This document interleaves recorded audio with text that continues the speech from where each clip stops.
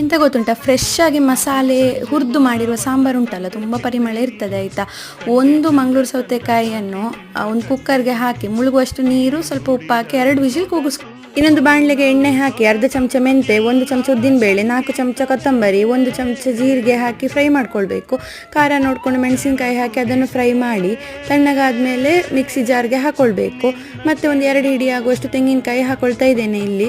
ಒಂದು ಸಣ್ಣ ನೆಲ್ಲಿಕಾಯಿ ಗಾತ್ರದಷ್ಟು ಹುಣಸೆ ಹಣ್ಣು, ಸ್ವಲ್ಪ ಅರಿಶಿನ ಹಾಕಿ ನೀರೆಷ್ಟು ಬೇಕೋ ಅಷ್ಟು ನೋಡಿಕೊಂಡು ಪೇಸ್ಟ್ ಮಾಡ್ಕೊಳ್ಬೇಕು ಇದನ್ನು. ಅಷ್ಟರಲ್ಲಿ ನೋಡಿ ಸೌತೆಕಾಯಿ ಕೂಡ ಚೆಂದ ಬೆಂದಿದೆ.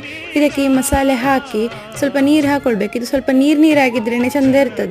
ಮತ್ತು 1 ಚಮಚ ಆಗುವಷ್ಟು ಬೆಲ್ಲ ಹಾಕ್ಕೊಳ್ಬೇಕು. ಇನ್ನು ಒಗ್ಗರಣೆ ಎಂತ ಬೇಕಾಗೋದಿಲ್ಲ, ಇದಕ್ಕೆ ಸ್ವಲ್ಪ ಕರಿಬೇವಿನ ಸೊಪ್ಪನ್ನು ಹೀಗೆ ಹಾಕಿ ಮುಚ್ಚಿಟ್ರೆ ಅದು ಪರಿಮಳ ಬರ್ತದೆ ಆಯಿತಾ. ಒಗ್ಗರಣೆ ಎಲ್ಲ ಹಾಕೋದಕ್ಕಿಂತ ಇದೇ ಪರಿಮಳ ತುಂಬ ಚೆಂದ ಇರ್ತದೆ. ಈ ರೆಸಿಪಿ ನಿಮ್ಗೆ ಇಷ್ಟ ಆದರೆ ಲೈಕ್, ಶೇರ್, ಕಮೆಂಟ್ ಮಾಡಿ, ಸಬ್ಸ್ಕ್ರೈಬ್ ಮಾಡೋದು ಮರಿಬೇಡಿ. ಸಿಗುವ ಮುಂದಿನ ವಿಡಿಯೋದಲ್ಲಿ ಆಯಿತಾ. ಬಾಯ್ ಬಾಯ್.